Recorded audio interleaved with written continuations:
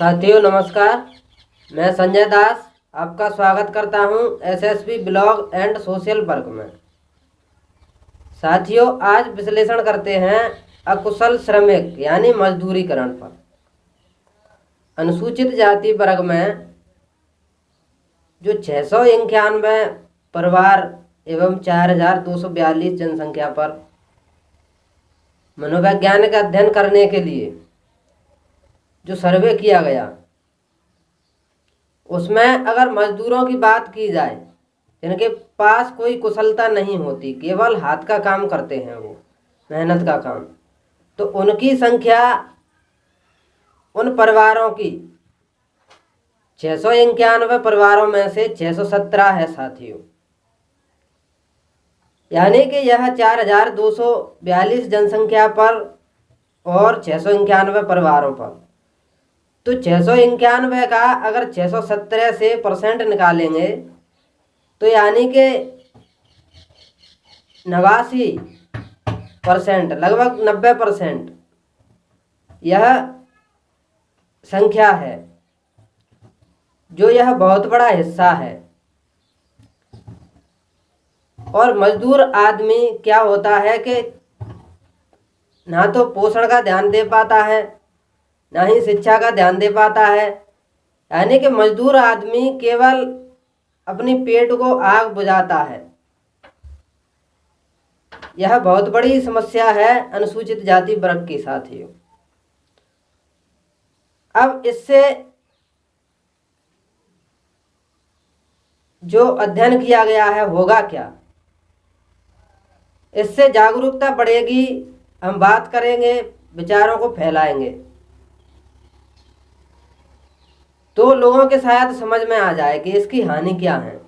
वैसे काम कोई भी बुरा नहीं होता, लेकिन मजदूरी एक ऐसा काम है कि अगर किसी वर्ग का अगर बहुत बड़ा हिस्सा इसमें लिप्त है, यानी इस काम को कर रहा है, तो वह पूरे समाज को प्रभावित करता है। क्योंकि देखा गया है कि मजदूरी केवल ज़्यादातर अनुसूचित जाति वर्ग के लोग ही करते हैं। अगर जहाँ भी चौपाल लगती हैं, मजदूर चौपाल, वहाँ पर देख लिया जाए, सर्वे कर लिया जाए, तो वहाँ पर भी मिल जाएगा कि हाँ, अनुसूचित जाति वर्ग के लोग मजदूरी ज़्यादा कर रहे हैं। और साथियों यही कारण है कि इनकी भागीदारी राजनीतिक क्षेत्र में भी नहीं है। क्योंकि क्या होता है कि यह लोग जहाँ मजदूरी करते हैं वह अधिकतर शोषक लोग होते हैं और वह इनका मानसिक अतिक्रमण करके रखते हैं। समय आने पर अपने वोट बैंक के रूप में इस्तेमाल करते हैं, चाहे शराब पिला के, चाहे मजदूरी का झांसा दे करके। और इस प्रकार हमारी भागीदारी नहीं हो पाती। तो यह अनुसूचित जाति वर्ग भी समाज का एक अंग है, देश का एक अंग है, और इनकी भागीदारी भी कार्यपालिका, विधायिका, न्यायपालिका, मीडिया में होनी चाहिए। लेकिन मजदूरी इनमें भागीदार होने से रोकती है।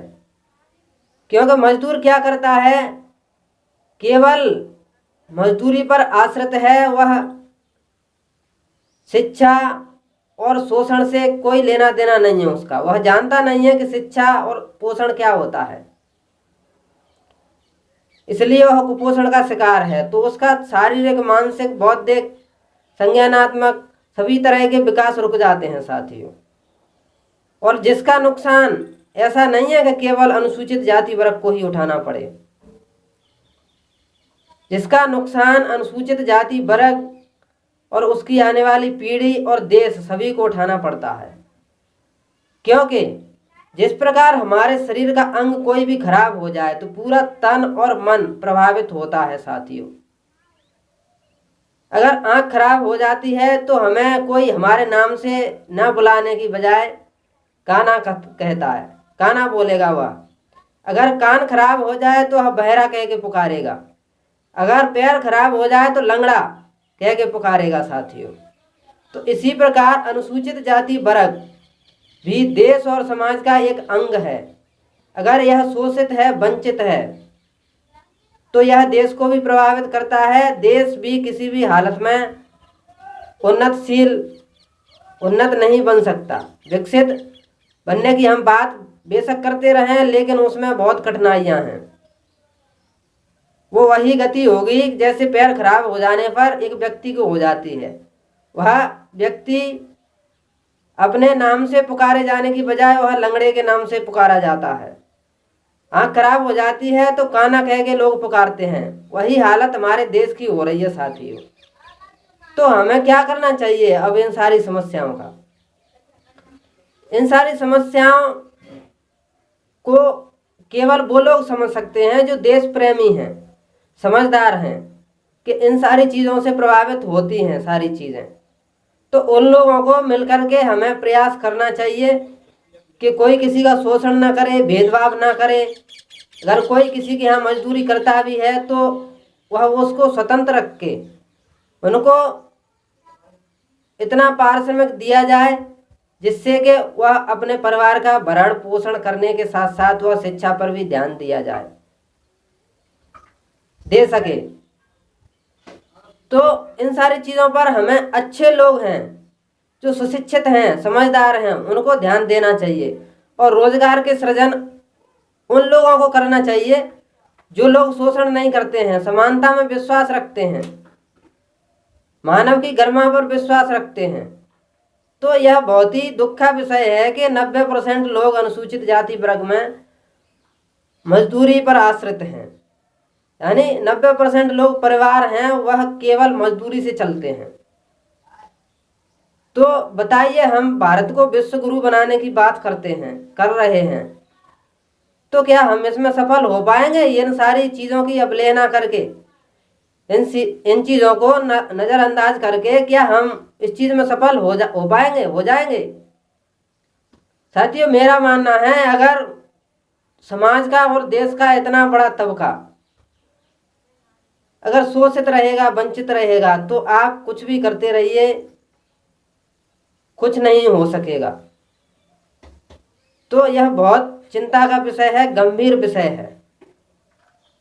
हमें इसमें शिथिलता लानी चाहिए, क्योंकि मजदूरी बुरी नहीं है, लेकिन मजदूरी में आजीवन लगे रहना और एक बड़े हिस्से का पीढ़ी दर पीढ़ी लगे रहना, यह बहुत बुरा है साथियों।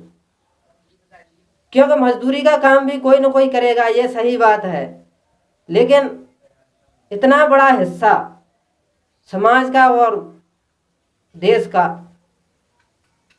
अगर मौलिक सुविधाओं से वंचित है, वह कुछ नहीं कर पा रहा है, तो देश क्या कर पाएगा? बताइए आप।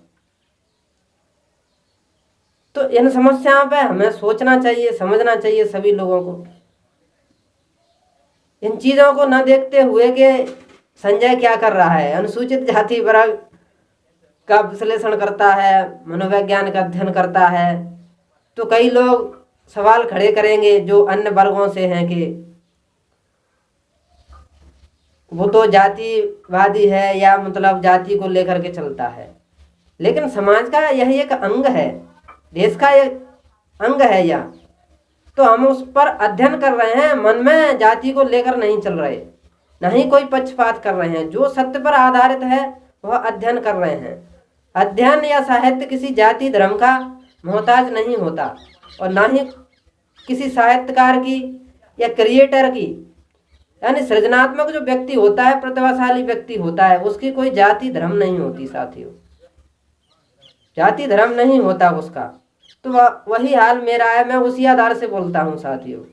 अगर यह वीडियो किसी अन्य वर्गों के पास पहुँचता है तो उसको भी इस पर अमल करना चाहिए। ऐसा नहीं कि उसमें वैसे भी